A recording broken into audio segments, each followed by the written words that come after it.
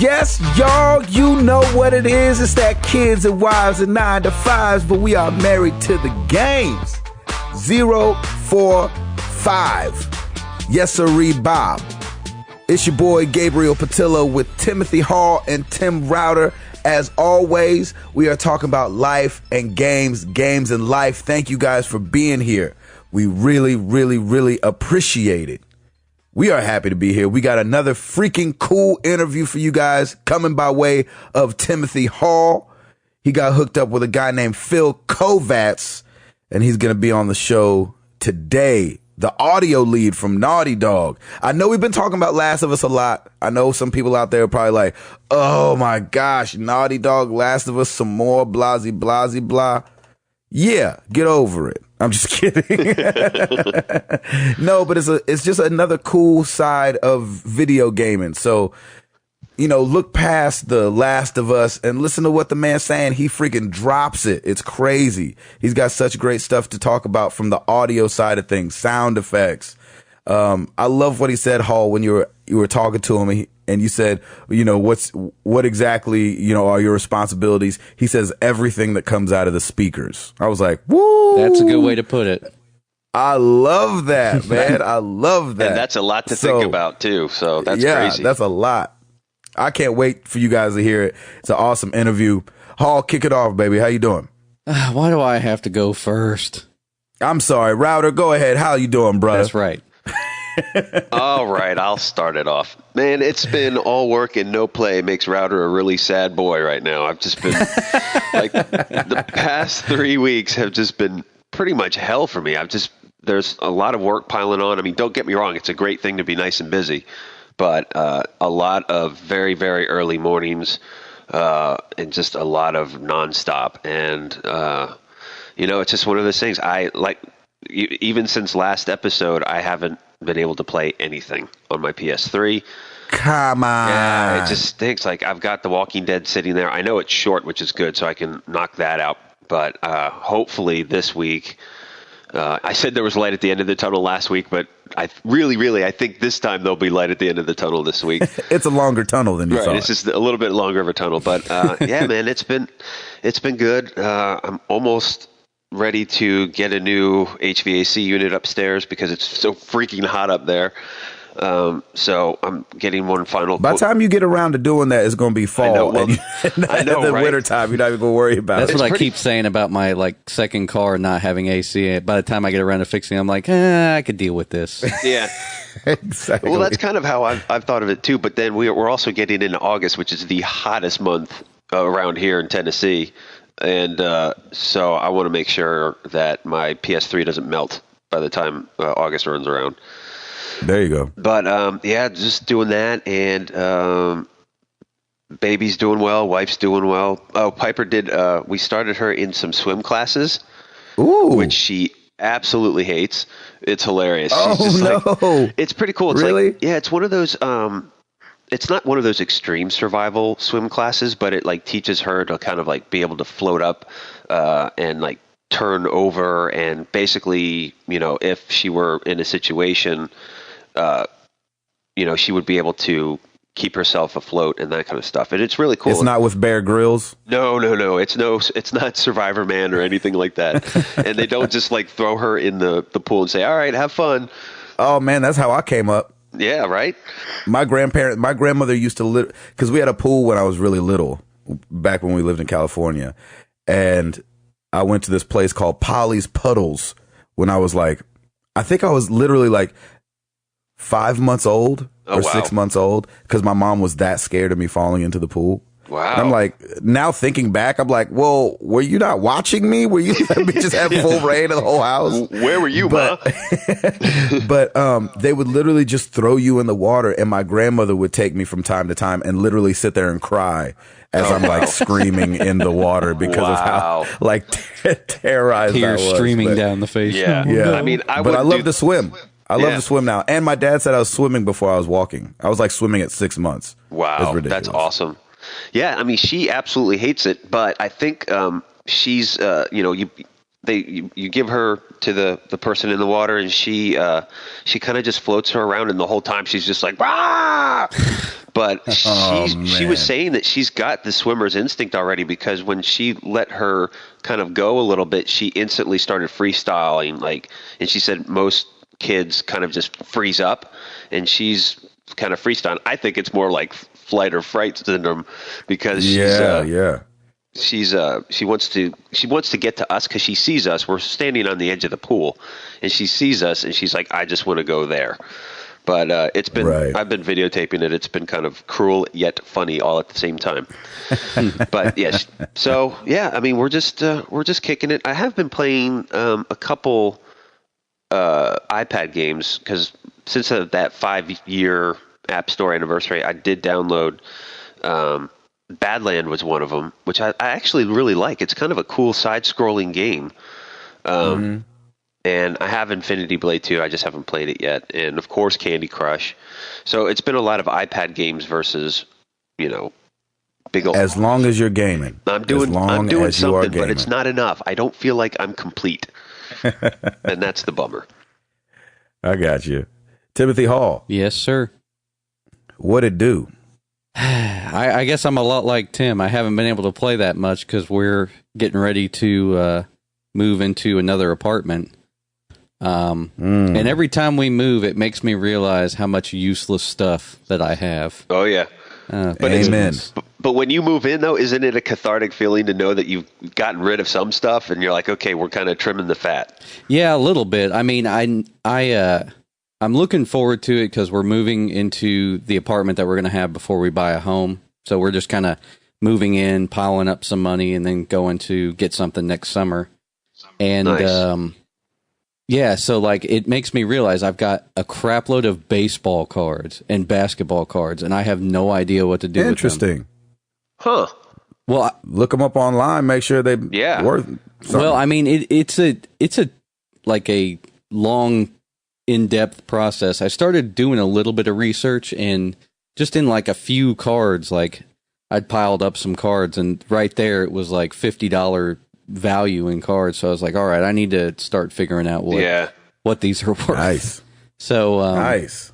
Yeah, man, it made me realize like cards have just dropped dramatically in value. I have so much collectible crap because I used to be so into basketball. And really? Yeah, I've got like figures and boxes and all kinds of crap. And every time we move, I've got to find a new place for this stuff. So finally, I'm just like, I'd really love to just get this off my hands. If I could take it to somebody and they'll give me a decent amount for it, I'll get rid of it. Because I just hate transporting it. Yeah. There you go. And it's not like you're going to miss it. No, not really. All it does is just sit in a box all the time. You never know, though, man. Depending on the card, you may be able to get that house earlier than you expected. Maybe. I don't know, man. Like I picked out like one box and went halfway through the box, and I already had accumulated like $50. So I was like, well, it's like maybe I should start seeing about selling these. Yeah. So I'm kind of.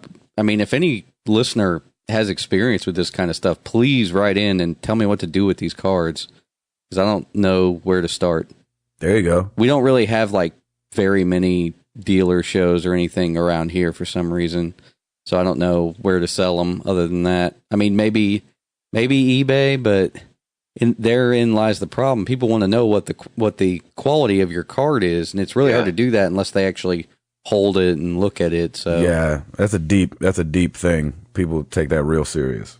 Yeah, I mean, it's almost like game collectibles too. I realized every time I move, I realize how much game stuff I have. So I'm like, meh. Or fanny packs. Yeah, there you go. That I'm holding on to. I actually was curious, and I started looking up the value of like used Game Boy fanny packs, and it was like $30, and I've got it brand new in the box.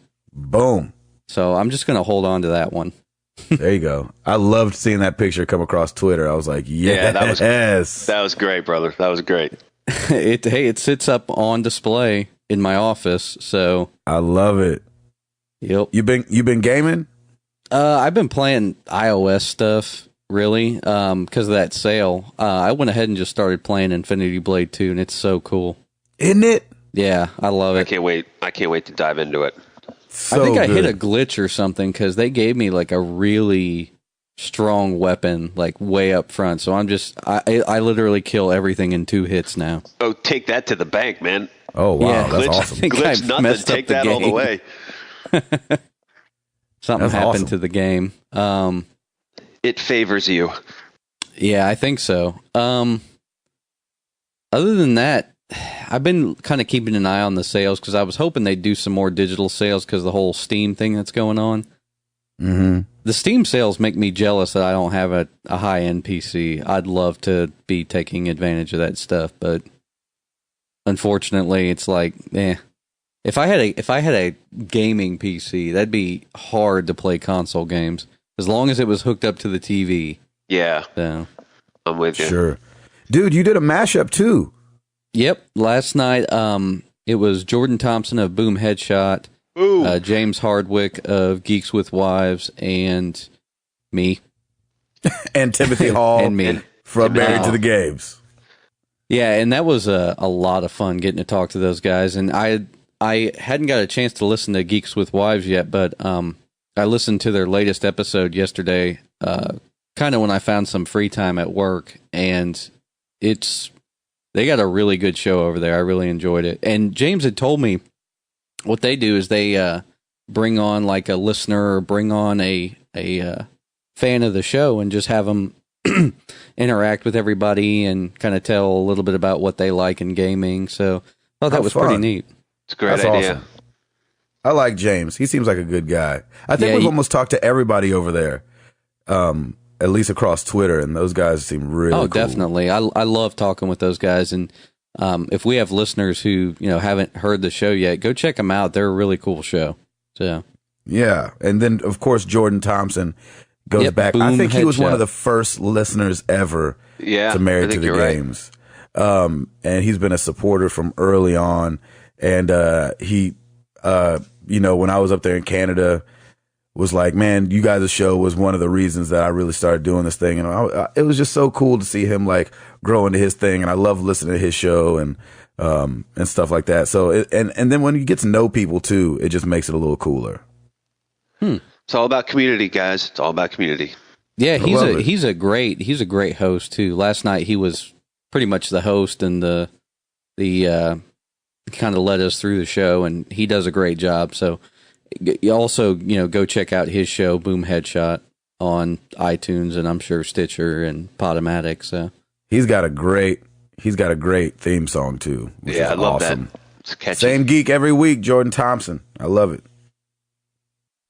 All right, Mr. Patil. I heard I heard a rumor that Uh-oh. you're actually in town for a little while. Is that true? I am. That's crazy. I'm in town for like 2 weeks. That's awesome. dude, we're gonna have to come TP your house. Yeah, totally. I'm gotta gonna do burn some the city hazing. down. I don't even know what's going on. I'm so excited to be here. Oh, that's so cool. It's bittersweet. The sweet side of it is that I get to be home. The bitter side is that life kind of hit right away. Jenny's stepmom's father, I guess is how you would, I don't know who that would be, like how you would say that, but Jenny's stepmother's father passed away over Oh, the man. weekend. So I literally came home yesterday and had to go straight to a visitation last night at a funeral home. And so that was very sad, but kind of one of those things. He's in a better place now. He's been dealing with cancer. He's been sick for a long time. The family has seen it coming for a while, so they were very, very prepared. Oh, and that's so good. so yeah, we went to that, and then we go to the funeral today. And so that, that's kind of the bitter part of, life. You know what I'm saying? It's awesome that I'm home. But I'm one of those guys that's kind of, I don't know if it's because of the life I lead and what I do, or just because I've been blessed that this hasn't happened around me. This is the first time I'll be going to a funeral ever. I've never been to a funeral in my whole life. Wow. And so, it's kind of weird, and yesterday was the visitation, and, it's open casket, and that's the first time I've ever been around anything like that. And so, Wow. but I was, but it was better than I thought. which is weird to say, but seeing the family do so well, I think helped.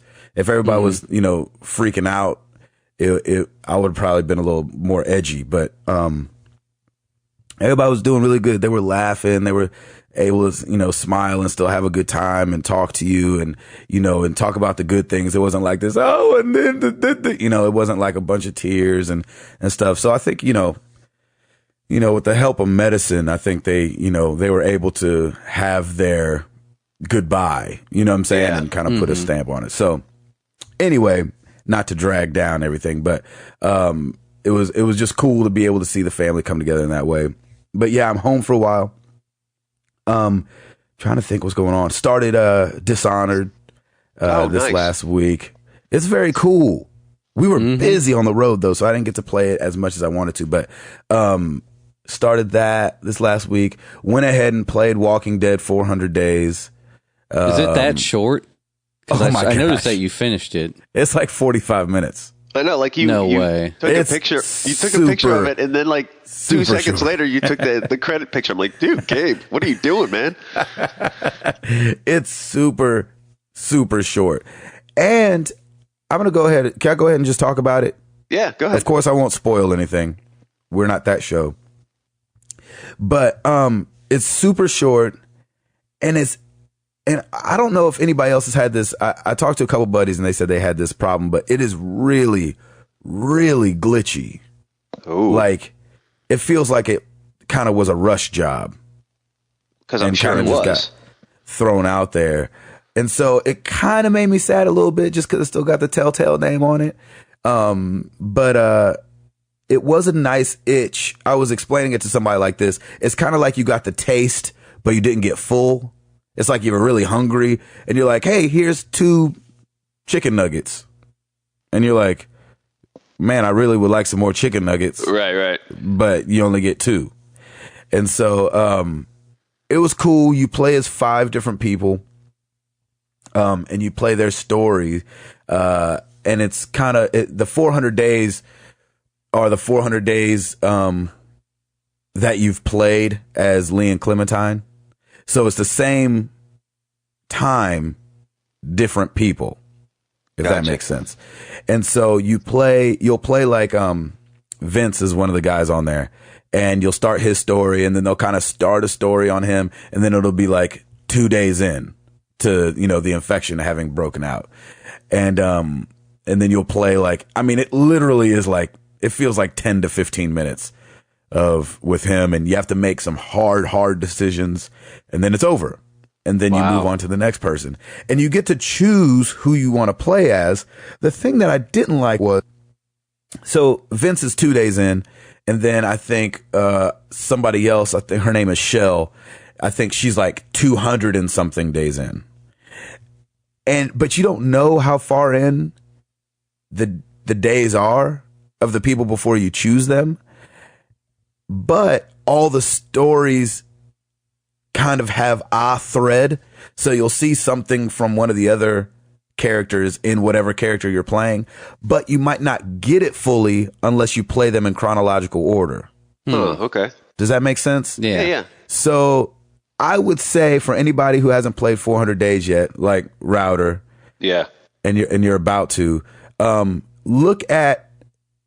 go ahead and find out the chronological order and play it in that way. And it doesn't ruin anything. If anything, for me, I think it heightens the experience, because I didn't look it up, but I actually only switched 2 people. And so I pretty much played it in chronological order, and it was way better. If it was really jumbled, then I would have missed so many of the smaller details. And I think you need that to feel like you got your money's worth. Because if you play it in just whatever order and you don't get those little like winks and nods and like, oh, look, see, from the other guy, then I think it comes up a bit not worth it. Maybe worth $3, but not $5. I know that sounds weird, but it's still good. It's just real short. Like everybody was saying it was short, and I was like, oh, how short can it? Oh, it's over. Saying kind of thing. So, I'm sure it was a rush job anyway, just based on they're trying to ride the success of everything. Mm-hmm. And that's fine. I mean, give them a little taste as long as it doesn't completely suck. I'm in. But I'm really right, and it doesn't completely big. suck. For sure, it doesn't suck. That's good. Also, I finished editing together the Bradley C. museum tour video of the golden age of video arcade games that he's doing up there in Green Bay. So that is live on YouTube. Go check it out. Oh, sweet. We'll do Twitter stuff and things like that. And then, man, I've gotten a couple of those favorite video game moments or memories that we talked about last week. And so very cool. I'm really excited to edit those together. So you guys, I talked about it last week, but send in, hi, my name is this, I'm from here, and my favorite video game memory is this. And just do a really quick explanation, and I'm going to edit them all together, and so you guys can hear from each other. Where should they send them to? Send them to mailbag@marriedtothegames.com, or you can send them right to me at gabe@marriedtothegames.com. Sweet. That's awesome. Yeah. Oh, I'm sorry I'm talking so much. But thanks for all the love, man. I got some really cool messages over this last week about the rapping The Last of Us that we did last week. So I appreciate all the love. I was telling these guys I was so nervous. I almost called Hall before the show went live last week and was like, "Oh, okay, take the rap out. We don't need to put the rap in there." And then I said, "Yeah, it needs to be in there." Yeah. So I appreciate the love, man. It was really encouraging. So I'll probably do another one. We'll see. Okay. Please do. Router. Sir. Do what you do best at this part of the show, baby.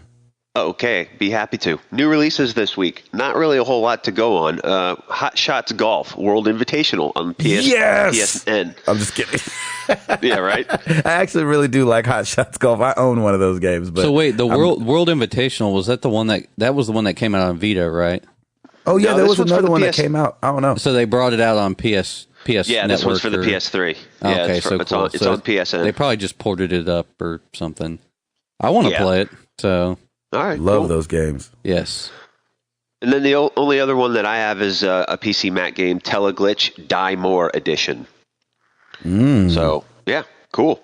Top selling games for the week ending July 13th. That was when NCAA Football 14 came out, and it hit the number 1 and number 2 spots for Xbox and PS3. Wow. Nice. So NCAA Football 14 beat out The Last of Us, which came in at number 3. Ooh. Metal Gear Solid, the Legacy Collection on PS3, number 4. Ooh, I want to get that, man. Yeah, that's all you, man. I just don't have any money. I do want to get it, though. That is a problem.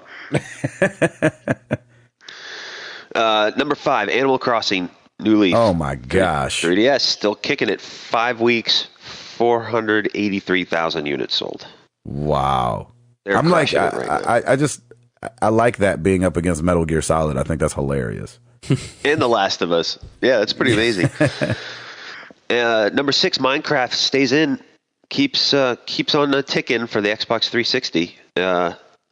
Number 7, Call of Duty Black Ops 2 for the Xbox 360. Number 8, NBA 2K13 for 360. Number 9, MLB 13 The Show for PS3. And number 10, rounding it out, would be our favorite Luigi's Mansion. Oh, my gosh. Still there. I'm getting that game sooner or later. I was going to say I have a date that I have to get a 3DS. Pretty much whenever that new Zelda game comes out, I have to get one. So I'll be getting all that stuff eventually. Right. I like that. Gosh, that was really fast, Router. Yeah, you're welcome. I don't mess around, brother. When it comes to this stuff, straight to the point. I'm a data geek. I'll get all this stuff put together. That's awesome. That's interesting, and it leads into one of the stories I had was that Nintendo stock rose in the first time in 2 years because of Animal Crossing selling almost over 500,000 copies. Nintendo stock has risen with a vengeance, a whole 4%. Hitting its highest point since July of 2011. Wow. So big ups to Nintendo. And that's thanks to the 3DS, pretty much. Yeah, it's exactly right, because it's selling like crazy. Luigi's Mansion sold well, and Animal Crossing sold well, so there you go. Wow.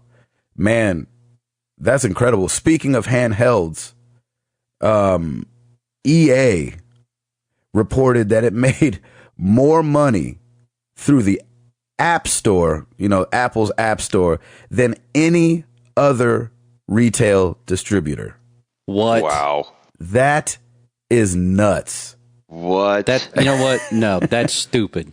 Isn't that crazy? That's stupid. Peter Moore, who is EA's chief operating officer, he said our quarter was notable. Wait, why does it say it that? Sorry, I can't. It's early still. It's all good. The notable. I'm gonna just re-say what he was saying. I'm just paraphrasing now. The notable thing about their quarter was their strong digital sales. It says, to that end, Apple was EA's biggest retail partner as measured by sales. That is a first. End paraphrase. Wow. That is nuts. You have to understand that's crazy because, and their games are a little bit more expensive, but it's not like they're $50 on there. Yeah, they still have a lot of games that are 99 cents. Exactly.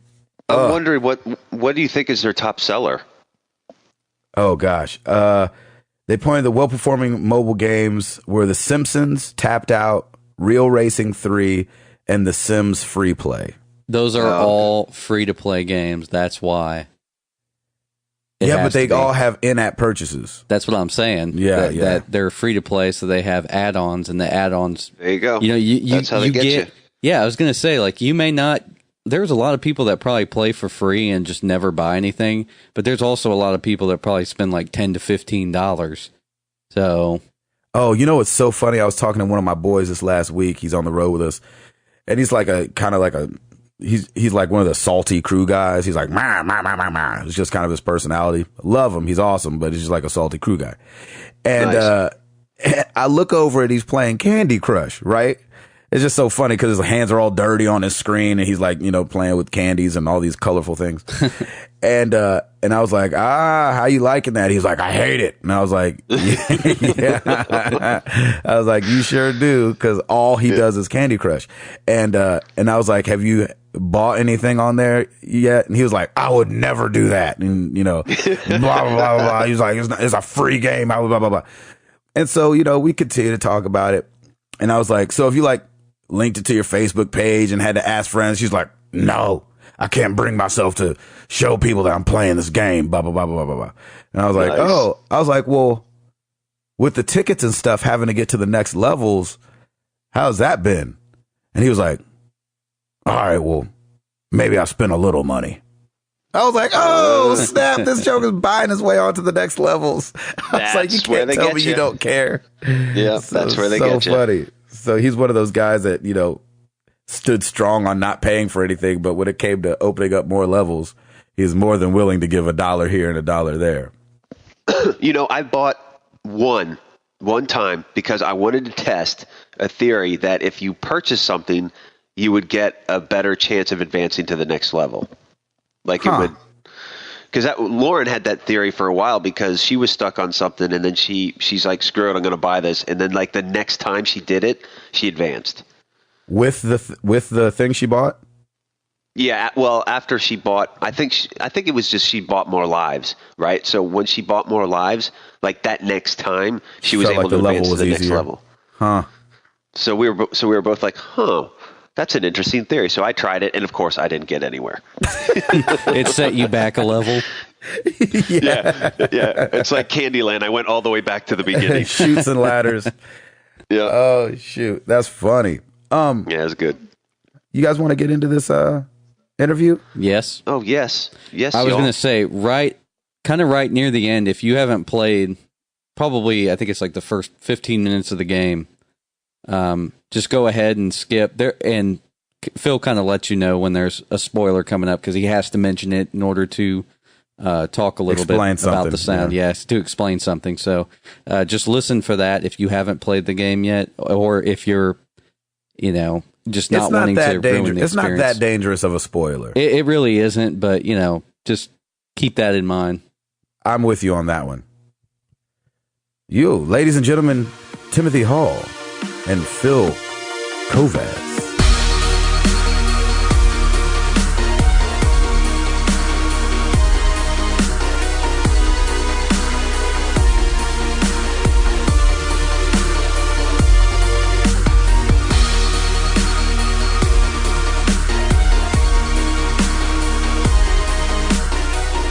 Let's go ahead and roll into it. This is Tim with Married to the Games. I'm doing an interview today with Phil Kovats. He's the lead audio engineer, is it? For Naughty Dog? Just audio lead. Audio lead? Cool. Yeah. Tell us about how you became interested in audio engineering and production.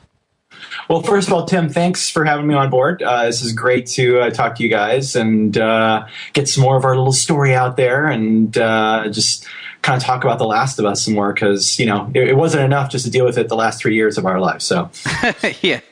No, but how did I get interested in audio? Well, it's an interesting story. Just most like anybody, I started out, loving music as a kid and was brought up with music, and I learned how to play the piano and growing up in the late 70s and early 80s, there was a lot of interesting new sounds to be heard by synthesis, and I always kind of had a thing for that in movies like Star Wars and Return or Raiders of the Lost Ark and all those great adventure movies and Close Encounters. It was funny because I grew up doing music, but my parents were always like, "Oh, it's a great hobby, kid, but you got to have a real job," kind of a thing. And that's kind of the path that I went on. And went to school and got a college degree and did the whole thing and went to the workforce and was working at Enterprise Rent-A-Car. And we ended up renting some vehicles to a company that was shooting some commercials up in Santa Fe. And I became friends with some of the production staff in there and talked to them about how much I love movies and sound and music, and thinking that I was going to become a composer for TV and film. They were like, "Hey, you got to come to LA." So I did. And this was January of 97. And just came sight unseen, quit my job, and figured out what I could do. And ended up getting a job as an intern at Frank Serafini's studio in Venice, California. And for those of you who don't know who he is, he's an Academy Award-winning sound designer, Tron, Hunt for Red October, Lawnmower Man, those kinds of movies.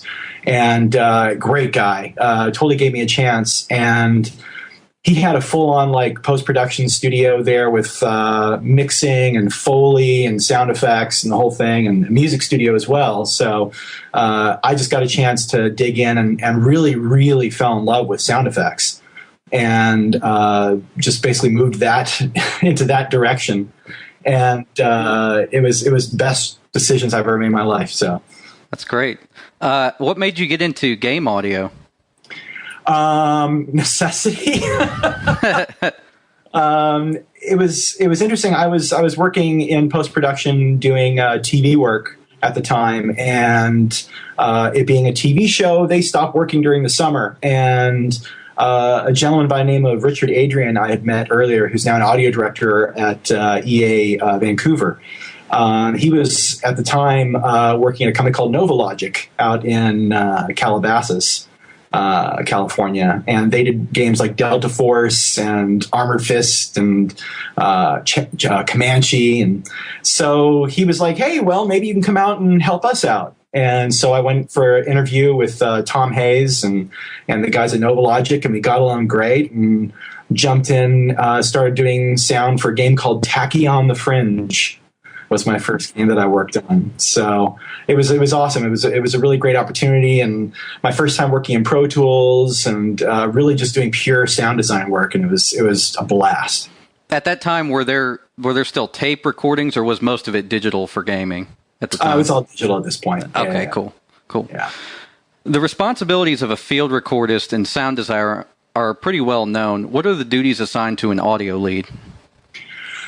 Well, still do a lot of work, still getting the hands dirty, keeping the razor sharp. And basically, I would describe my job as being like a post-production supervisor on a film, or supervising sound designer, supervising sound editor. My responsibility pretty much is everything that comes out of the speakers. We try to surround ourselves by people who are really good at what they do. One of the things that I like to do, the way I like to work, is very collaboratively. Yes, I'm responsible for the overall vision. I work with the creative director and the game director, Neil Druckmann and Bruce Straley, and the other leads at Naughty Dog, and we come up with kind of a concept and how things are going to work, how things are going to be designed. throughout the game, and my responsibility is to make sure that their vision is transferred into audio. And it's fun for me to work with people who I think are extremely talented. And I was very lucky to work with some amazing people during this game who I've worked with plenty in the past for the most part, some new faces as well. But everybody really kind of like gave it their all. And I just basically wanted to make sure that all the bases were covered. Just like any film crew, you got music, you have Foley, you have design, you've got dialogue, and you try and mix everything together. And so we had a dialogue supervisor by the name of Jimmy Barker. I had two senior sound designers, Steve Johnson at first, who worked on Journey as well before, and he actually just left the industry. So then I worked with Derek Espino, and then on music side, we work with our Sony music service group, led by Jonathan Mayer for Naughty Dog and Scott Hanau. And I just had a few other sound designers, but we also collaborated with Sound Deluxe on doing our cinematics and recording Foley and that type of work. So it was an amazing team, which we just fired on, I feel like, on all cylinders, and came up with something pretty special. So yeah, and there's definitely got to be somebody to kind of wrangle it all in and bring it together for the final product. And that's kind of my job, is making sure that the directors are happy, and the co-presidents Evan and Christoph are happy, and that we come together with like a whole product. Also, I just want to mention one of my responsibilities is working with the audio programmer as well, and making sure the technology that we need to make sure that it sounds good is all put together. And it's a heck of a job. I'll tell you that much. But I think what's fun for me is making all this stuff come alive and really seeing the story come together at the end. And I think part of the fun about being an audio lead is being able to put all these disparate pieces together into a complete whole, which enhances, hopefully, if you do it well, the overall experience. So it's fun. That's great. Was it George Lucas that said sound was 50% of the experience? I can't remember who said that. I believe it was. It was either George or Steven Spielberg. Yeah, definitely. So I think they're both of the same mind as far as that goes. Sure. So, The Last of Us contains some very eerie sound design work. Where did the inspiration for some of the creature sounds come from? So The Infected, I think you're thinking of. Well, we went back and forth on this for quite a while because The Infected really went through a lot of design changes throughout the process of creating the game. They went from very exotic at the beginning to becoming very human at the end, for the most part. And, you know, there was always about the cordyceps and the fungus and how it was affecting these people. And over the course of the game, it's a long story there, but we eventually came up with that there was going to be 4 types that you'd encounter: early infected, recently infected, the runners, then the stalkers, who are kind of in between the runners and the clickers, who are basically at this point kind of taken over by the fungus, the parasite, and then later on the late ones, the bloaters, who are these just encased in fungal goodness big boys. And, you know, I think early on in the process, we really felt that what was scary, and this comes back to the very beginning, like we've talked about in the past in other discussions, that we really wanted to keep this grounded sense of you know, realism, hyper-realism, of course, but a realism in this. And we were trying to come at this game from more of like this kind of indie attitude, sort of from No Country for Old Men, The Road, these types of inspirations. Even though they didn't have creatures or anything, we felt that we owed it to have it be more of a less is more kind of a tension building exercise. And thinking about this, we came up with the idea earlier on that it wasn't the human that was evil, it was the fungus that was actual evil. The humans are just along for the ride. They're screwed. And we wanted to convey the sense of pain, suffering, loss, horror to the sounds of the infected. And once our lead character designer, Mike Noland, came up with the full-on clicker designs, with the cordyceps blossoming from the eyes and cracking the skull and leaving this cleft and splitting everything apart and figuring out that they'd be blind, the echolocation really kind of came to the forefront of an idea. And we did a lot of research on the echolocation. We really kind of looked at animal kingdom. We looked at bats and dolphins and other animals, even a couple birds that use echolocation. But in our research, we also saw that there are humans that use echolocation. There are some blinded individuals who have really tuned their senses to use either clapping or broadband clicks in the back of their mouth. Kind of, I don't know how that's going to come across in the microphone, but to kind of get a mental image of their surroundings. And there was actually a gentleman, I don't remember his name right now, who would teach other blind people to echolocate. And we thought it was really, really clever and really interesting. And so we thought about these concepts on how we could evolve kind of these human fungal hybrids to use this sort of technology or evolution to get around. And we did a lot of trial and error and stuff that did not sound good until we worked, me and Derek Espino worked with a couple of actors to try and say, hey, look, we're kind of hitting a wall. Can you help us out? Kind of get in the booth with us and kind of do a few things. We'll see what works out. Well, there's this woman by the name of Misty Lee, who's an amazing voice actress. And she just kind of came up with this sound that was kind of almost like an inhale through the back of the throat, which kind of slowly vibrated the cords, which wasn't a click per se, but it had this kind of dolphin-esque kind of quality to it. And we knew we were onto something at that point. And then through the wonderful use of editing, clever editing and iteration and all kinds of things, we figured out a process and ways to make sure that we could get this kind of creepy echolocation sound from a human.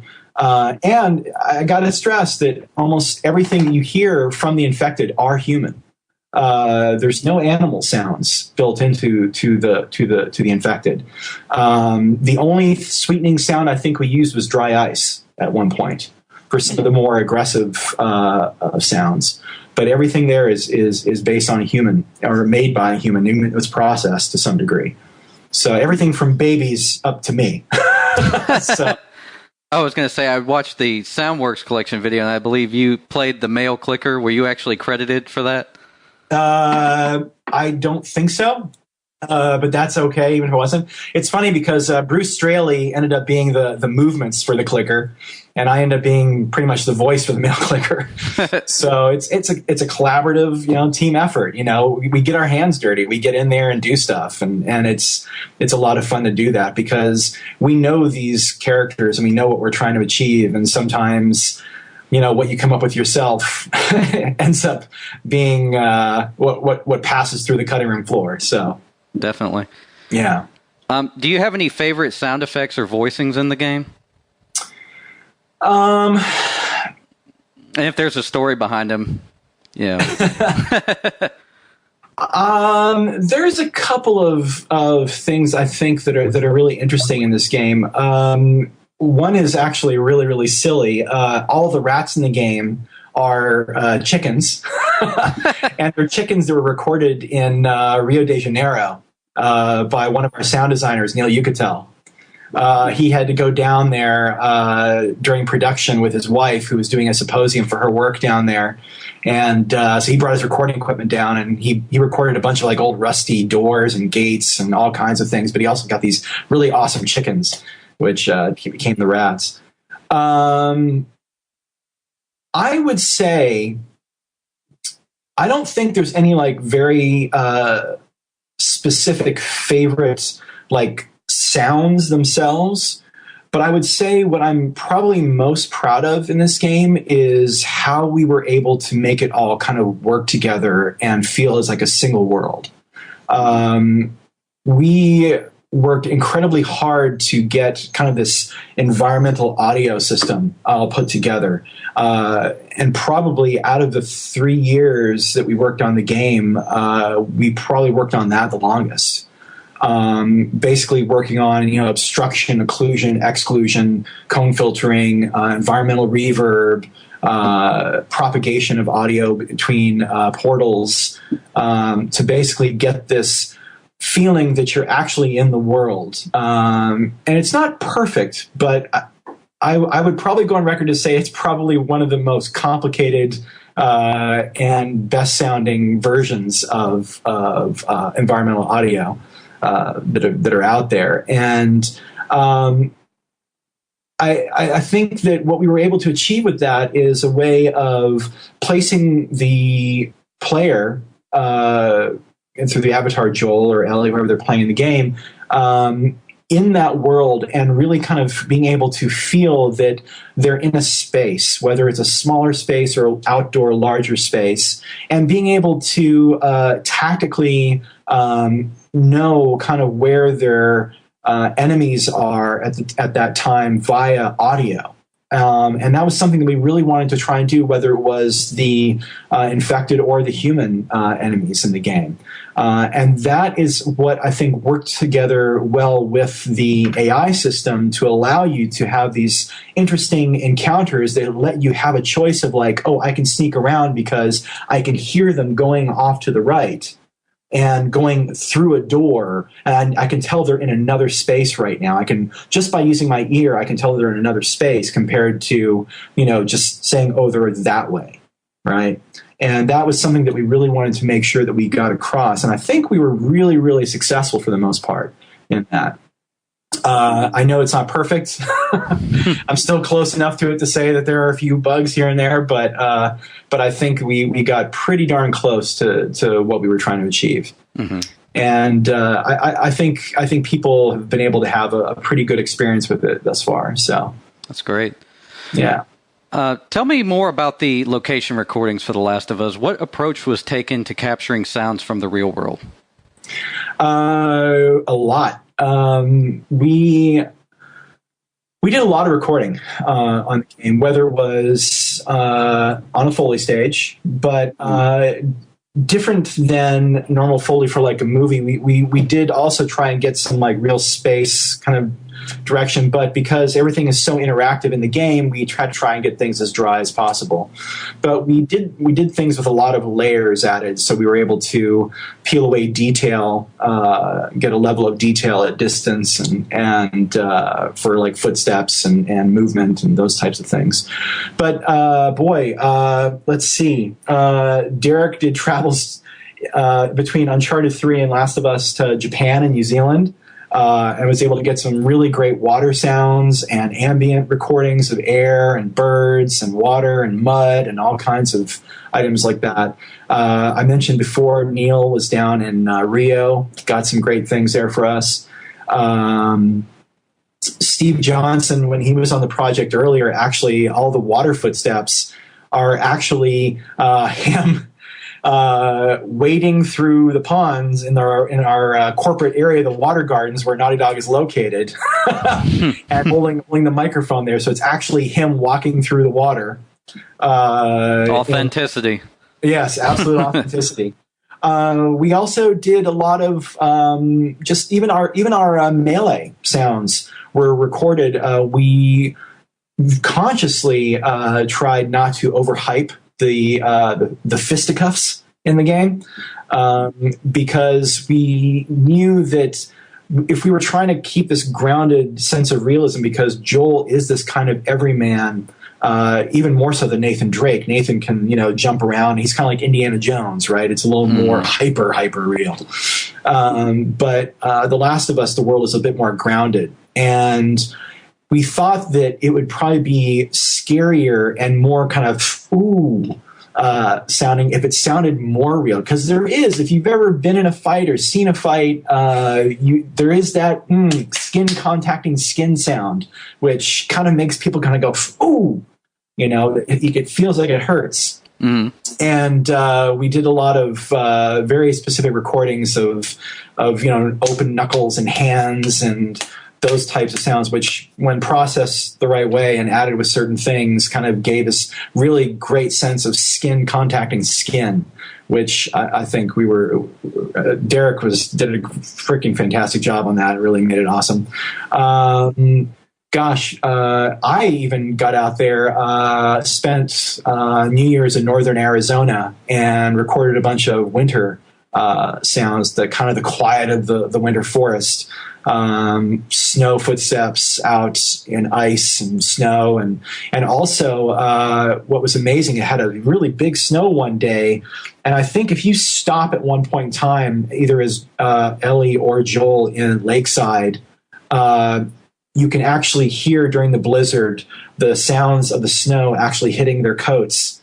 I was actually able to capture that. It was snowing so hard one day, I just stood there holding my breath with the microphone pointed right at my coat, trying to get the sound of snow hitting a person. So we did a lot of recording on this game, and I think it actually added quite well to the authenticity and believability of the world that you're in. That's great.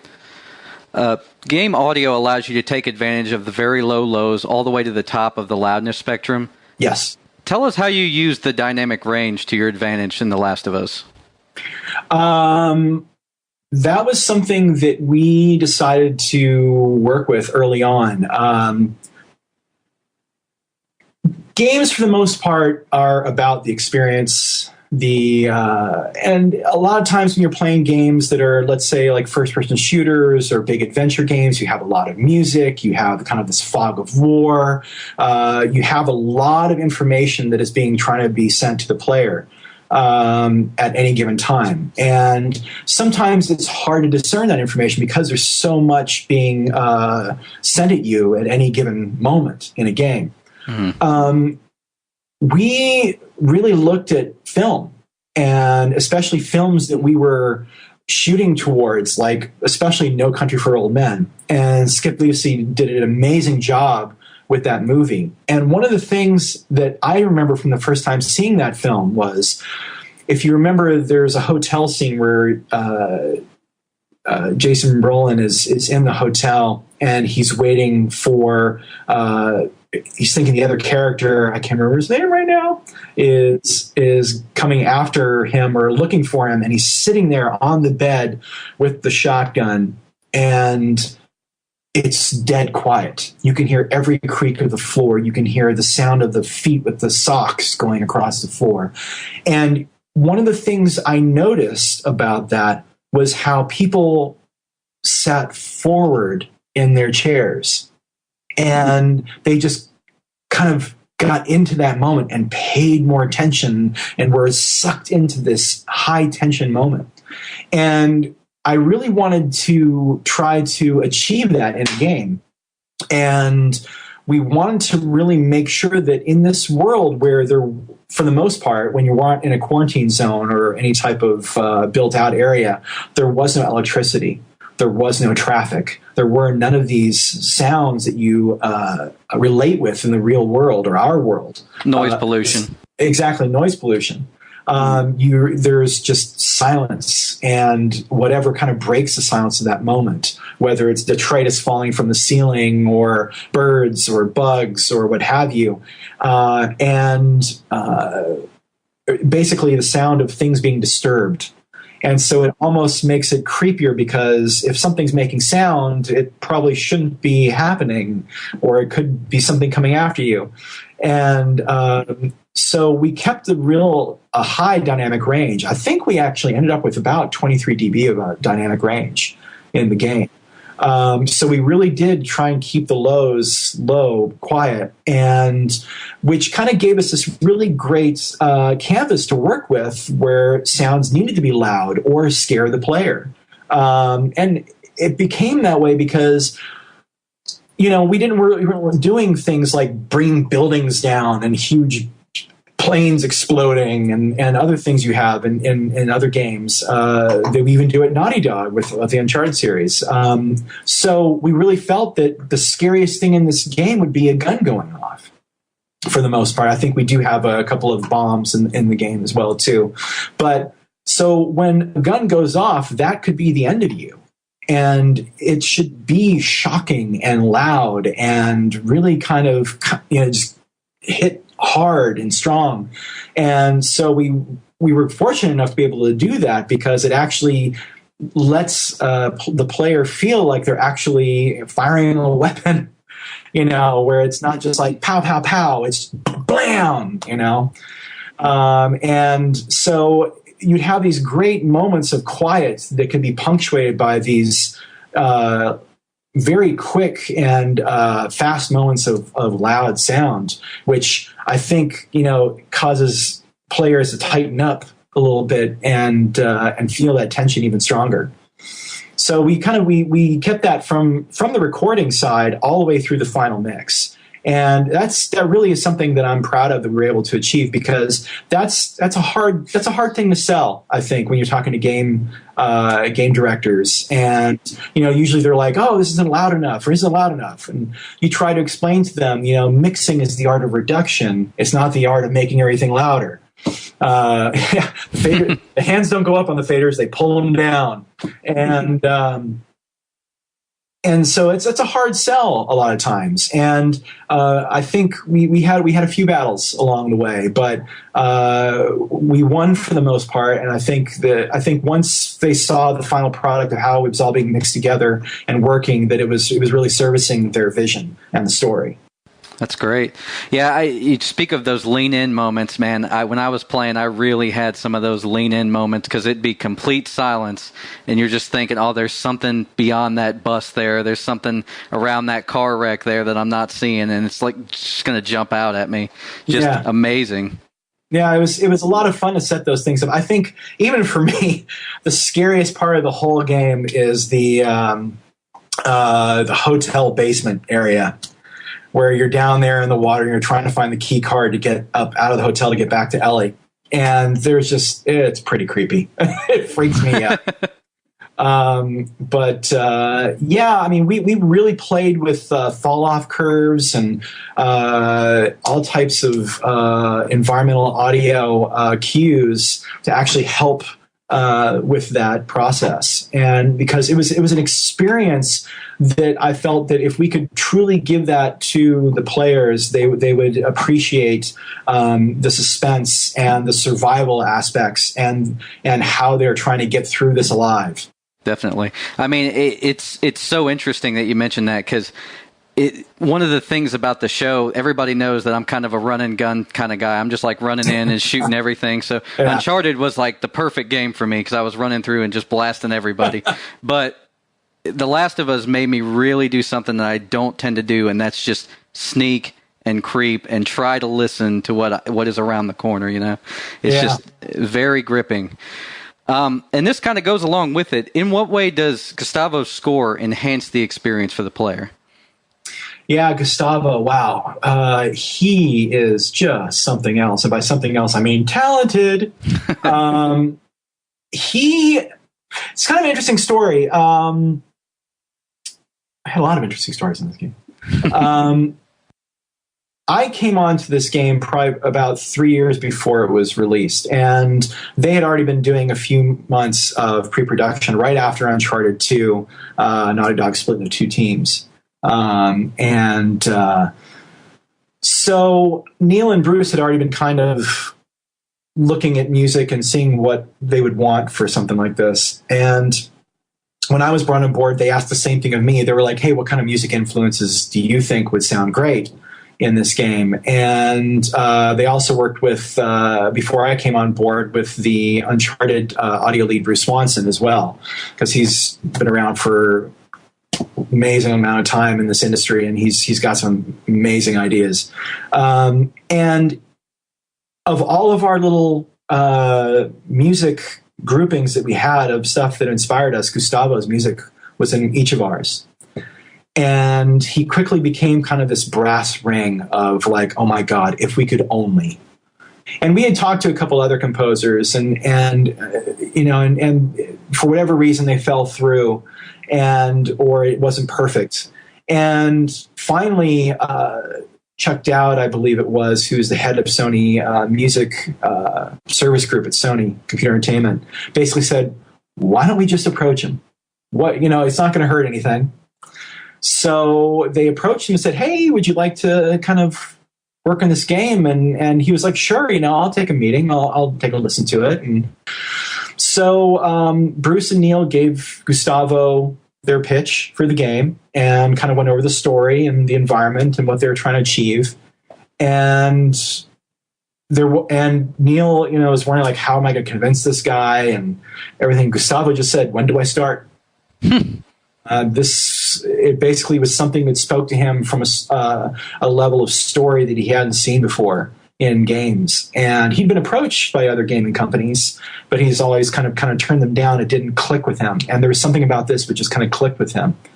And I remember our first meeting with Gustavo, and he had these amazing ideas, and we put around words like hopeful melancholy and these terms that basically were more emotive in music. And he just came up with these themes and sounds which were haunting and just perfect. In fact, the first piece of music he ever delivered to Naughty Dog became the theme of the game. Wow. He just hit it out of the park immediately. And he is an amazing collaborator, and he has such a great love of motivation and theme and melody, and he brought this aesthetic that he had to life with these characters. And I think there's special moments in the game, like where the player encounters the giraffe, where, I'm sorry, spoilers, when Joel's daughter Sarah dies at the beginning of the game, and countless others, I think, where it just hits perfectly. And it's not a huge sweeping choral or symphonic score. It's usually very subtractive, which goes back again to what we were trying to achieve with sound throughout the entire process.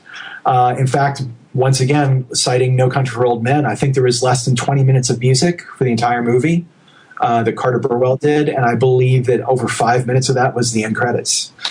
So it was kind of the same idea. We wanted to go to this reductive process instead of, because usually a lot of times when you're in games, and this, we do it on Uncharted as well, when you enter a level which is a high tension area, you usually ratchet up the music and make it bigger and more intense and more Hollywood scoring. Sorry, there's a plane going overhead right now. But the way we approached this was, how can we tear that apart? So in the tension, there's less. The player kind of has to lean in and listen and pay attention. And we just kind of kept his music very organic and kind of feather in and out of the game instead of being a constant reminder that there's music to tell you what to feel at any given time. So he was amazing. I cannot wait to work with him again. That's great. What does the final mix of a game typically consist of? Is it similar to a film mix, or what are the differences? Well, you end up with the same kind of material. You end up with stems. We break all our audio down into stems, and those stems sit across virtual faders for us. In our instance, I can have about as many faders as I decide that I want to have, however crazy I want my job to be at the end of the game. And we sit there and we play through the game and we try to come up with an experience. We have snapshots. We have ways of creating submixes within certain areas. But a lot of times, and the way we approach sound at Naughty Dog for the game is we have a lot of metadata at our disposal. to create the sound of the game. And Bruce and Mai's aesthetic is basically for every sound that you put in the game, you're actually mixing at that point in time. And you're trying to tell a story. You're trying to create an experience. And so we start, quote unquote, mixing from the very first time we start putting sound in. Because in an interactive environment, it's a lot different than linear. Linear, no matter how many times you watch it, the same thing's going to happen every time. And in a game, it's very interactive. You can have a different experience depending on where you are, what you have, how you're playing the game, how many enemies are around you, what have you. And we have to be prepared for all those types of circumstances, and it has to sound good at any of those circumstances. And so I think, I don't know if it was Bruce or Jonathan coined the term sound behavior designer, was kind of where our industry is heading toward, because to say a sound effects designer, it's kind of a reactive process. And we have to be a lot more nimble than that. And sounds in interactive games have a lot of behaviors that are attached to them.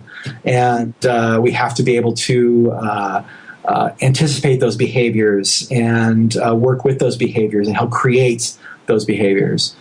So every one of our sounds has a myriad, I think over 55 pieces of metadata that are attached to each sound in the game. And these kind of tell it where it's going to be, how it's going to sound, how loud, for how long, fall off how far, how it's going to interact with the reverb, how it's going to interact with the environmental audio, all these types of items based on what kind of sound it is. And a lot of our mixing actually goes into creating that metadata along the way. So we're mixing as we go on these games. So if we've done our job correctly, by the time we sit down to the final mix, we're probably about 85 to 90% there. And once we're at that point, we kind of look at the big picture and try to achieve where we're at. How are the cinematics sitting compared to the gameplay? How is the dialogue overall compared to the ambience, compared to the hard effects, compared to the music? Kind of make the big moves at that point in time. And so it's a lot like a final mix of a feature, but we're basically pushing virtual faders and text files at that point in time instead of getting our hands on the console. I know that some companies use MIDI and what have you to kind of get those faders going, but we don't at this point yet.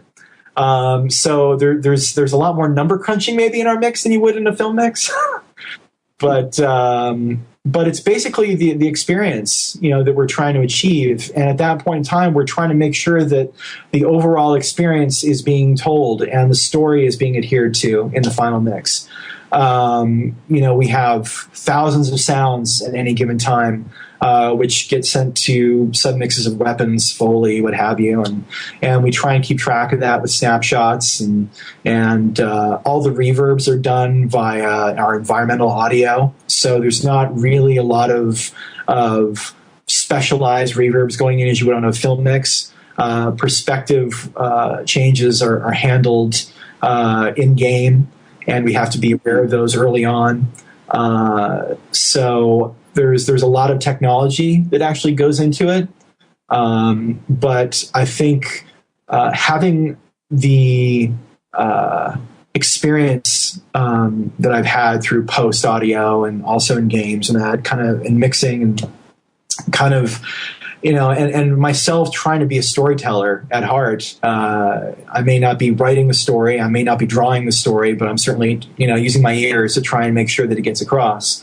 I tried to create that overall experience that when the player sits down from the moment they hit the start button, or even before with our minimalist menu screen in the game, to the moment those credits roll, that they're going to have just an awesome audio experience. So, it's a tough one, mixing the game, but it's incredibly rewarding. That's great. I think you did a great job. No, thank you very, very much. It's total team effort. We sat there. I think all being told, we had probably somewhere in the neighborhood of 10 to 11 people working in-house at any given point, whether it was dialogue, scripting, or mastering, localization, sound effects work, music integration, audio programming, plus myself. And then also we had help from people at the Sony Production Development Sound Service Group for some of our in-game cinematics. And again, as I said earlier, we also had help with from Sound Deluxe, DMG, Scott Gerson's group, led by Shannon Potter, to do our cinematics mixing and also record some Foley in their studios, as well as deliver some in-game assets as well.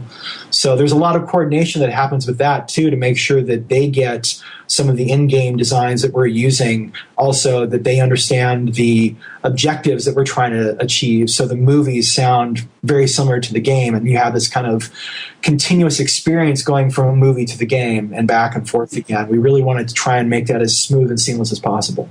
That's great. Good deal. Well, this is Tim Hall with Married to the Games podcast, and this is Phil Kovats of Naughty Dog. If you haven't picked up The Last of Us yet, you need to check it out. You need to keep these elements in mind while you're playing the game. Don't lean too close to the television. You know, you're going to have to jump back if you're shooting a gun. But, yeah, thanks a lot for coming on, Phil, and talking with us today. Absolutely. It was an amazing pleasure. Thank you very much for inviting me, and I hope everybody who gets to play this game really kind of enjoys the experience we all try to create for them. That's great. Thanks, man. Awesome. Thank you. That'll do, Hall. That'll do. I guess I get paid back. Yes. Touche. That was awesome. Yeah, I really enjoyed it. I mean, Phil, you know, he's a pretty cool guy. From the moment we got into the interview, man, he was just like boom, boom, boom. Yeah, he does not sound like a computer guy. Like, he does not sound like the guy sitting in front of his computer having to code all kind of different stuff and getting the, you know what I'm saying? Because sometimes engineers or computer people can be a little introverted. Mm-hmm. And he definitely, like, he feels like he could be a personality on something, which I love. He was a lot of fun to talk to, man. I mean, you know, and he's in that Soundworks collection video that we sent out a little while ago. Right, so if you haven't checked that out yet, go take a look and kind of see behind the scenes on The Last of Us, the sound of it. It's pretty cool. It was great. It was really great. Thank you, Phil. We appreciate it. All right, rumor mill time. Go. An anonymous source has confirmed. So I don't know if anonymous sources can confirm stuff since they're anonymous. But that the Microsoft might be releasing a Kinect-less Xbox bundle in 2014, and almost releasing like a budget-friendly Xbox. And the rumor is it could be as cheap as $350 to $375. What do you guys think of that? Oh, that's just a scramble because of the price, the $100 price difference from E3.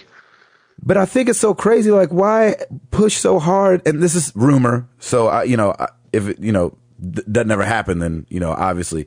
But like, to even force the Kinect on people just to do something without the Kinect doesn't make any sense. I think they're waiting to see what the reaction is, because, like I said, this all comes out at a bad time. The NSA. And everybody's been talking about that, and the news outlets keep talking about the NSA. So people, when a mom finds out that it's an always-on camera and like audio device, like, that's a little creepy. That's very creepy.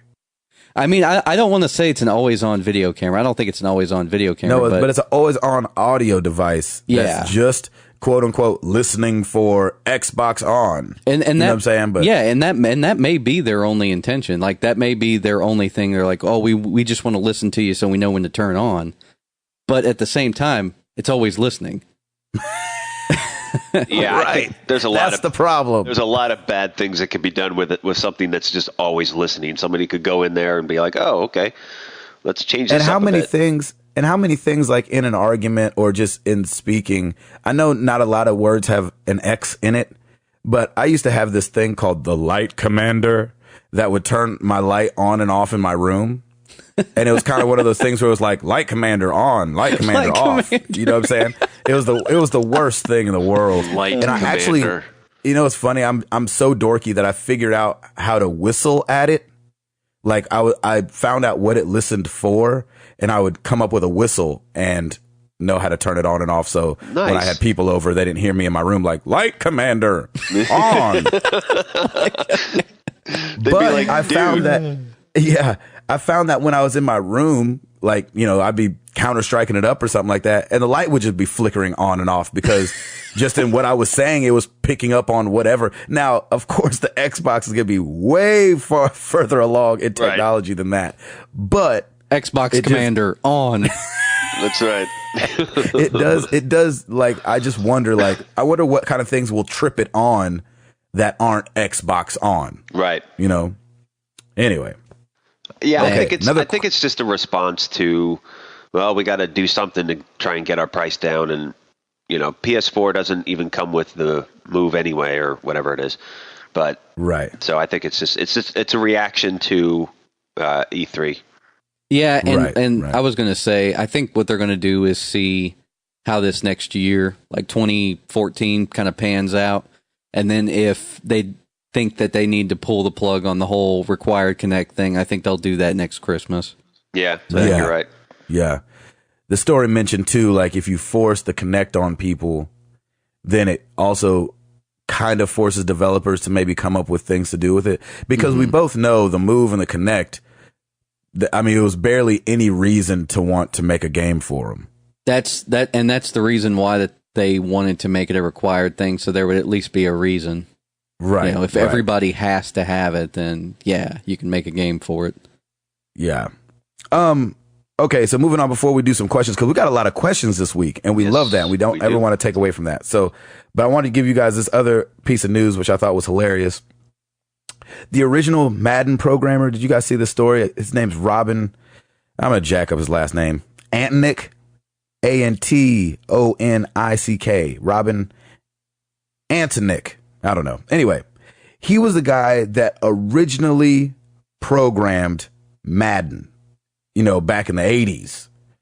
And he developed it for MS-DOS, Commodore, and the Apple II platforms. Anyway, a couple years ago, he sued EA for unpaid royalties.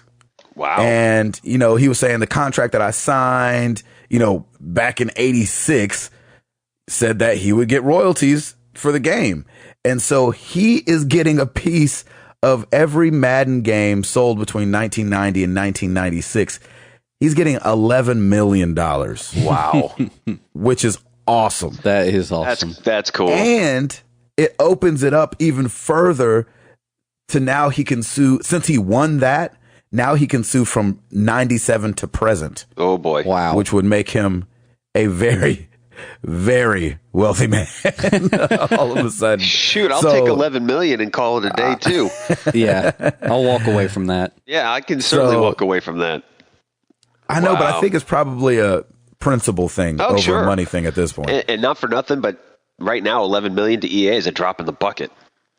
Well, it is, but you don't know what the rest of it's going to be if he wins this second one. He will then own EA at that point, probably. So anyway, go get your money, player. I love that. I love when people have a come up like that. They're like, dude, I did all this work and y'all don't want to pay me my money?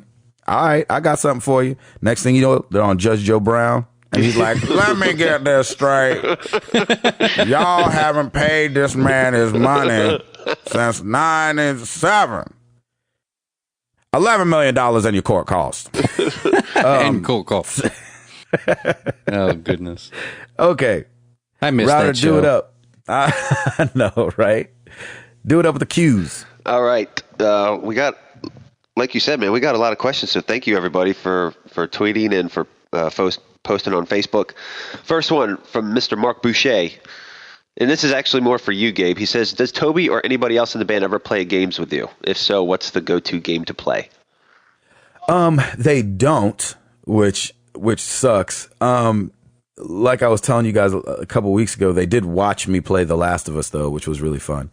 The game, if I wanted to, if I was like, all right, I'm getting these guys this week, and we're gonna all play a game together, it would have to be Tiger Woods golf. There you go. Because Toby does love Tiger Woods. He used to really, really love it.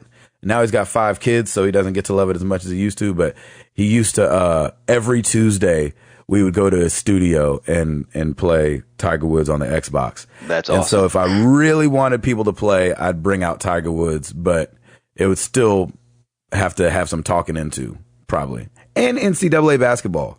I think we had that on the bus for a little bit, and they liked that. That's awesome. All right, next question from Kirk D. Washington II.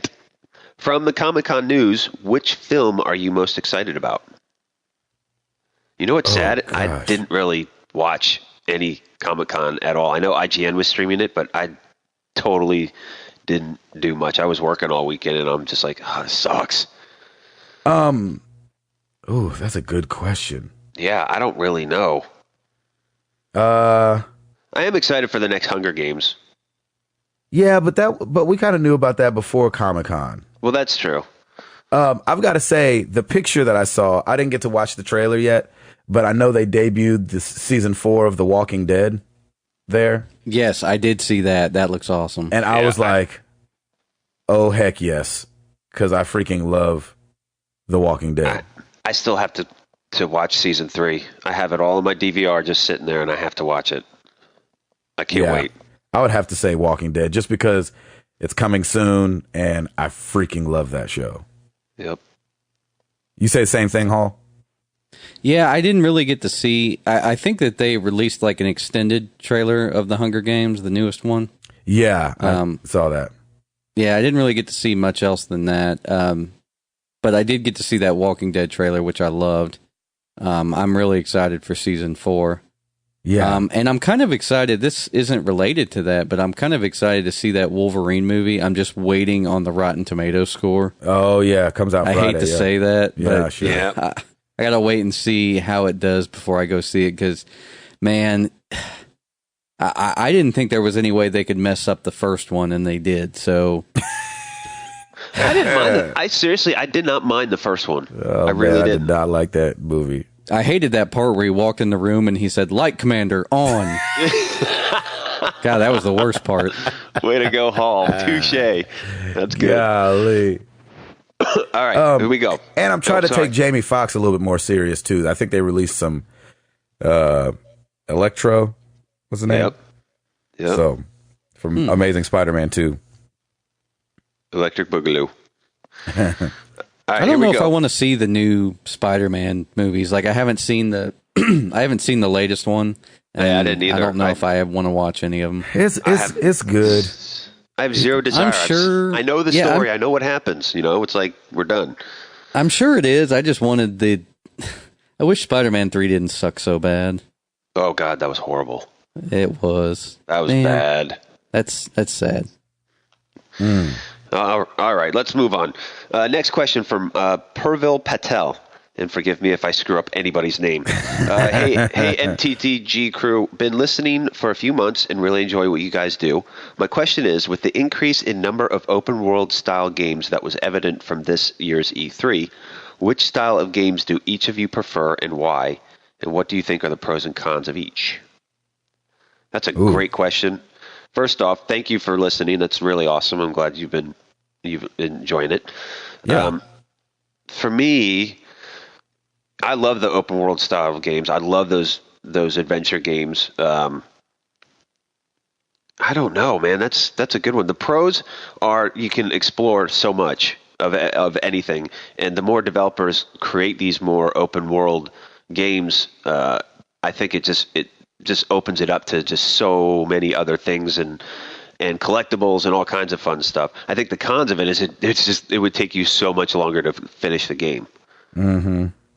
And because I like to be thorough with everything, so if I'm going somewhere that I haven't been before, it's off the beaten path, I'm going to look at everything, and that's just going to, the con is that if you're wanting to beat the game, it's going to just take you a lot longer. But I don't mind that. I enjoy the whole game experience anyway, so I'm in no rush. Like if I play a game for a while, I'm fine with it. It's totally great as long as I'm enjoying it.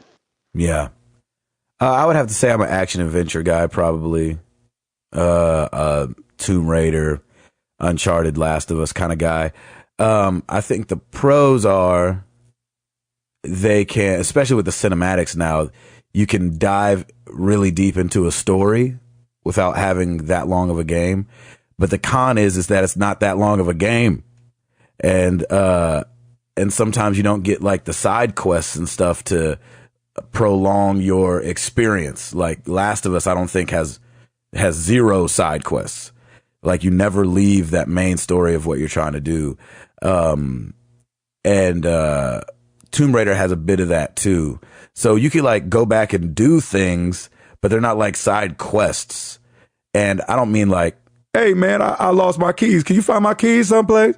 But like, just like stuff that could be, you know, important to the story, and just prolong the experience.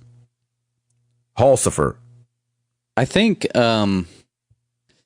it's kind of a mix between, I like the action adventure games, but I also like the RPG games. And the action adventure games have been like integrating a lot of those kind of RPG elements into them anyway. Like Mass Effect, I love the Mass Effect games. So good. I like, Skyrim, so that kind of integrates RPG with open world. I think there's just a lot of cross-pollination with the genres lately.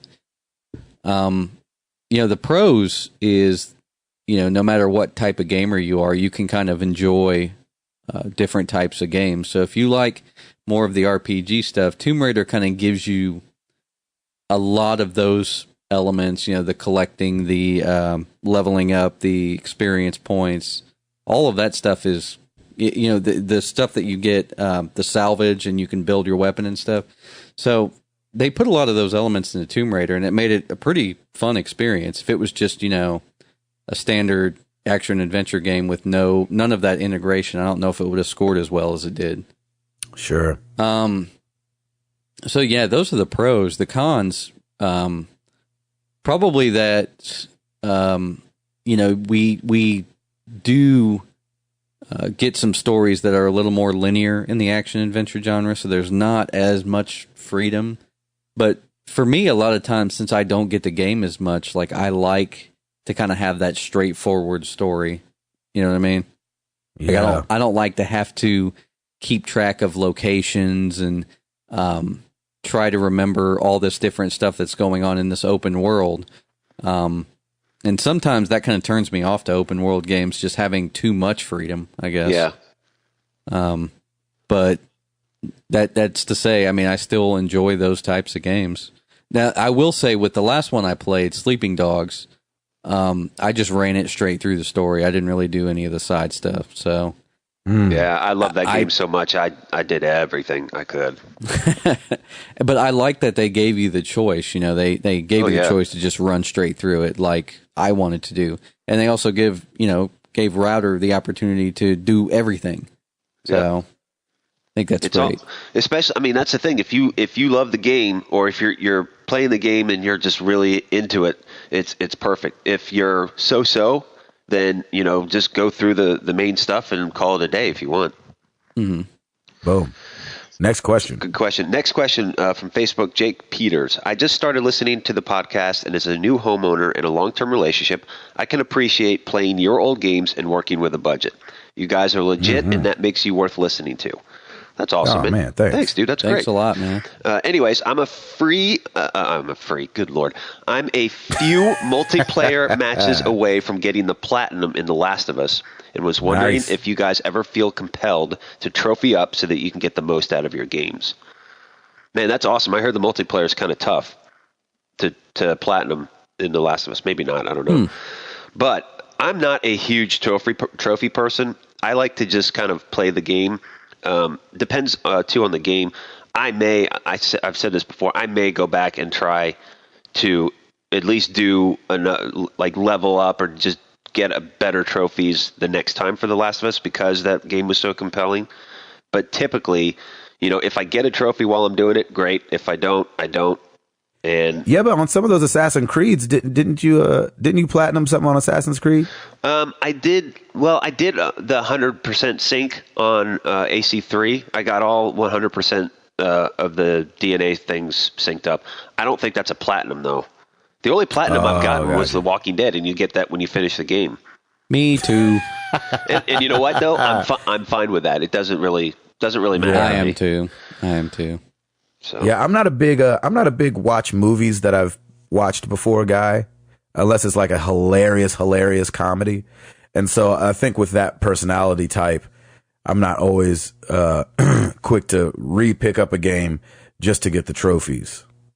And since we started doing the show, is the first time that I've had more than like 2 people on my friends list on PSN. And so maybe that pushes me a little bit. When I start comparing trophies, I'm like, oh shoot. Yeah. So that pushes me a little bit. So maybe in the future, but I haven't run across that yet. Yeah, it's fun. You get that little competitive nature and you're like, oh man. Exactly. I got to get on this. Yeah, I'm with you. What about you, Hall? Good question. For me, trophies are kind of a side effect of just playing. So if I get them while I'm playing, that's awesome.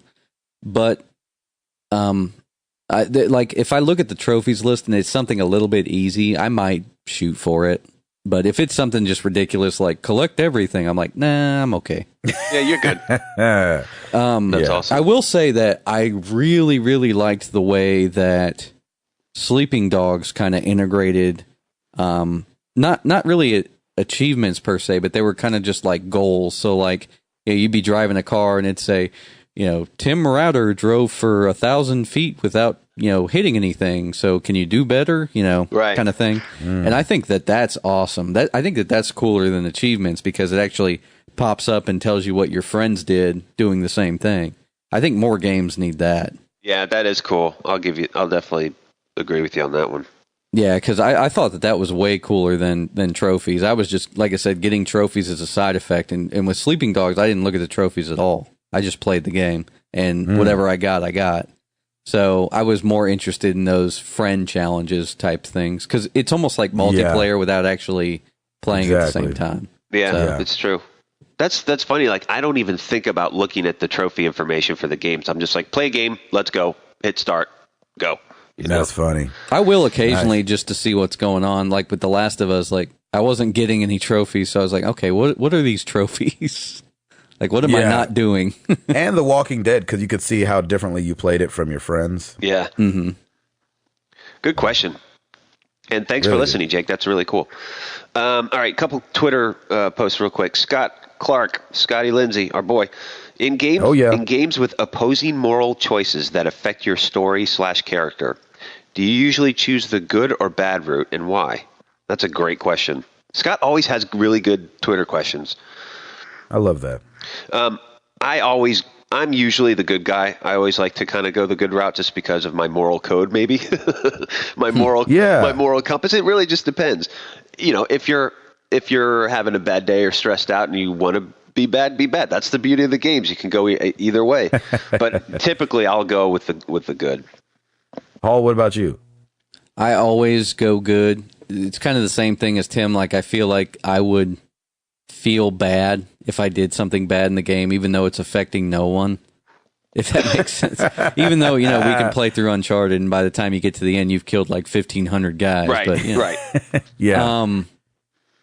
I would, there was one experience though that was pretty funny. So I was playing the Mass Effect game.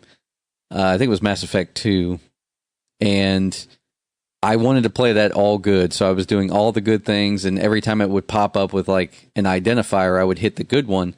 The first time those little identifying things popped up, though, like go good or go bad, I didn't know what they were. Bad one. Yeah, I didn't know what they were, so I accidentally hit the bad one. Me too. And it was funny because I was talking to a guy, and in the middle of the cutscene, he's just talking to me, and then I accidentally picked the bad thing, and I see my character like put a rocket on the guy and just like blast him off or something. I was just like, awesome. What did I just do? Like, I didn't know what that was. And I was like, I must have done something bad. Like, I must have accidentally picked the bad side. But that's hilarious. It was funny because if you look at my character's story arc, so he's good the whole time. And there's that one thing where he just sets him off the rails, man. That's awesome. He couldn't help it. He snaps. Yeah, he's like, I don't deal with racism well. You're like, oh, that's your button. That's awesome. I always go good too. We're so boring. Gosh, we're boring and old. Yeah, we're just goody two shoes. That's all. It's funny because I like when I played Infamous, I did all the good stuff. So I would, my character would be all blue instead of red. And but I've actually found that I really enjoy things like The Walking Dead and Spec Ops: The Line, that where you have two choices and both are bad. Yep. And so I almost like being forced into those because that's what it takes. It's like, hey, you can either shoot this kid or have somebody else shoot this kid. And you're like, man, rough. The right thing, I guess, is for me to shoot this kid. You know what I'm saying? Not make somebody else do it. And so I do enjoy having to be a bad guy sometimes. That's true. Mm-hmm. Good question. Next question. Rich Fisher at Valhalla 1R. With life becoming more hectic, do you think handheld gaming will increase? That's where most of my gaming happens lately. I mean, if EA is any indicator, they are a good indicator. Yeah, and if for sure, if Nintendo keeps putting out Animal Crossing and Luigi's Mansion, then that's going to take over the world. Exactly. Yeah, I think people are interested in taking those old school games on the road too, because I think that's why they made PlayStation games compatible with the PSP, so you could take like Final Fantasy VII, Final Fantasy VIII. Just all those PS1 classics, and you could like actually take them on the road with you. Because that's how I played those games recently. I just took them on the PSP, and that made it a lot better. And it's to me, it's like a better than iPhone experience. I can have a full game on the road. For sure. Yeah, I'm with you. And I think also a lot of people commute, and commutes get longer, and especially in a lot of the major cities. So, I mean, handheld is probably where you live, if that's the case, especially if you have, say, an hour commute or something. That's where I would probably be. But I will say this, if I had a handheld, I would be probably single and alone, because I would be, that's all I would probably be doing. That's why, I'm probably not going to get a handheld besides, my iPad or phone, which I guess you can consider them handhelds. But, man, if I could port my game from PS3 over to the Vita or what have you, God, it's over. I'll be done. I love it. Righty. Anybody? Did everybody answer that? Yep. All right. Last question from, forgive me, I think it's Yamin Bassett. At Yamin Bassett. I'm so glad you have to do this. Yeah. Thank you. And forgive me again if I've screwed up anybody's name. Feel free to correct me. If you could add one feature to the PS4 that would make it a better system for fathers, what would it be and why? Ooh, I have one. Great question. Go. I've always I feel like back in the day, even starting with Mortal Kombat, and I know that they can't do this, so this is just hypothetically speaking, but I remember back in the day, you could turn the blood on and off, and I wish you could do that with cussing. I'm not super against cussing. I'm not really offended by it. Right. But I know that it offends people in general, and in whatever walks of life. And so I wish that when I was on the road and people are coming on and off the bus that I don't know, that I could, that's a good point. Have the cussing edited. You know what I'm saying? I don't need them to redo or Amara happens the voice to walk in acting. Yeah, or Amara's around, my daughter. And my wife doesn't want to hear that, a bunch of cussing in the house. It's a big reason why I got the Pulse Elite headsets, just so I could game without disturbing anybody, noise wise. And because some of these games like Sleeping Dogs just feel like throwing the F word in there for sport. Everywhere. Yeah. That game was just literally every other word. Yeah. So. And so, and I don't need them to recut the vocal, because if I'm taking something out, if I'm censoring a game, then I know I'm censoring a game. You know what I'm saying? I'm not going to be like, oh, in the experience, his mouth moved and he didn't say anything. I wouldn't complain about that. But I do wish that was something that they could do. And I know they can't, but I just wish that was. No, I know how at least one of these audio systems works. As far as game integration, not a lot of people use Fmod, which is one that you see on some games, but right. I imagine that there's a way to just in the data somewhere to tell it if they've selected a different style of audio or a different audio track, that it would just blank those words out. Like basically just drop the volume to 0. If that makes sense. Yep. I'd appreciate it. Yeah, right. I think for me, I would love to have like some sort of a cover or a shield over any external buttons on the PS4 so that my daughter doesn't push it when I'm right in the middle of gaming something and completely shut down the system. That's what I would like. I would love that is very specific. Put all the buttons in the back or somewhere else, somewhere not in the front where my daughter's like, ooh, what's this? Boink. And then she hits it and I'm done. Oh, that's funny. So that's it. Well, thank you everybody for your questions. That's really cool. We love doing this kind of stuff and keep it going. That is awesome. I love it. Yeah, we got some good questions this week. Thinking questions again. Actually, you know what? I've got to come up with something. I am not a father of kids, but I'm a father of dogs. Oh yes, go. There you go. And let's hear this. I don't know if it's a PS4 thing. I don't think it will be, but the Xbox has a button that is touch sensitive, so it's not like something you push in. So my Dachshund constantly pushes her nose on the Xbox and turns it on. Oh, that's hilarious. That's great. Yeah, so put the button on the top maybe, because it's on my entertainment center, like my one in the office, which is really low to the ground. And she just walks up and she's sniffing it, and then her nose accidentally touches it. It's like, bing, and just turns on. Oh, my God. It says bing. Bing. Is she startled by it, or does she's used to it? Yeah, she's a little startled by it, and the CD tray is also touch sensitive, so sometimes she'll accidentally hit that, and then the tray pops out. It's like, bing. Awesome. Dude, that totally happened to me the other day. I was playing XCOM, and Amara was doing something to the Wii, and her knee hit the power button. And anybody that plays XCOM knows that thing doesn't save super often. No. And that thing powered off, and I lost a lot. Let's just put it that way. Oh no. That sucks. Yeah, that's awesome. Was that the last one, Riley? Yeah, that's a wrap. Shoot. Nice. Okay, yes, good. Sorry, I saw a question from last night that I wanted Hall to answer, but you didn't ask it. But I don't know who it's from or how it's worded. So I'm like, shoot.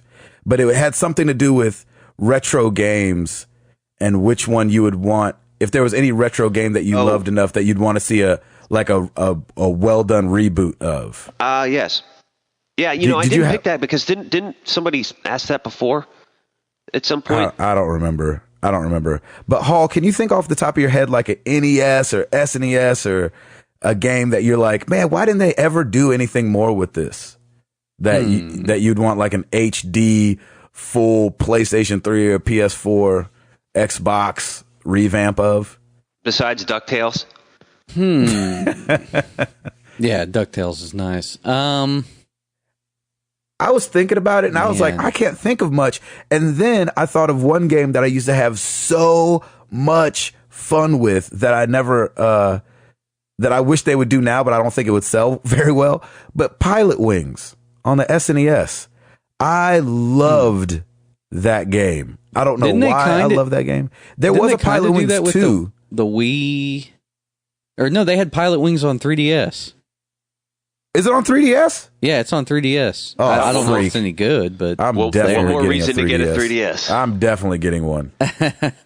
That's all there is to that. There's your HD remake, I guess. Yeah, but that's not, I know. Sorry, I hate to throw that on you last minute because I know you. No, I know. I'm trying to think. Shoot.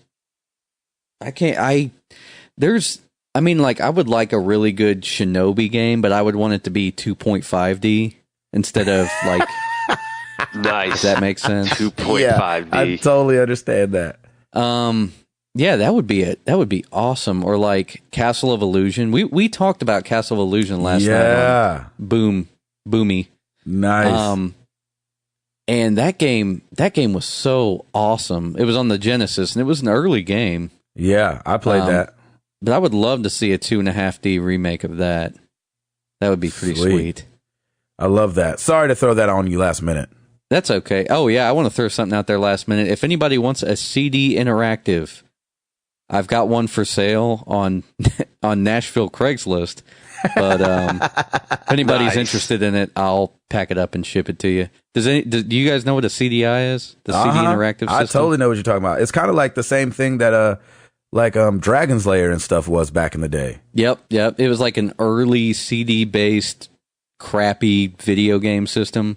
And they're collector's items. They dipped down for a while, so they dipped down to like $1. And then they shot back up. So it's yowzers, that's crazy. Yeah, anyway, I've got it listed on Nashville Craigslist. If you're interested in getting one, just I don't know, tweet at us and we'll talk and I'll show you the listing or something. So I love that. If you want a CDI, here's your chance. There you go. Well, we appreciate all the questions and all the love, man. We love it. This is like Ryder was saying, it's all about community, and we love the community that we have, and we want it to continue to expand. That's why we're trying to bring you guys all these great interviews. Hat off to Hall. Once again, that's awesome. It's an awesome thing for the show. This has been a long episode. Sorry, guys. We usually keep it way, way shorter than this, but when it's packed so full of good stuff, we don't want it to end.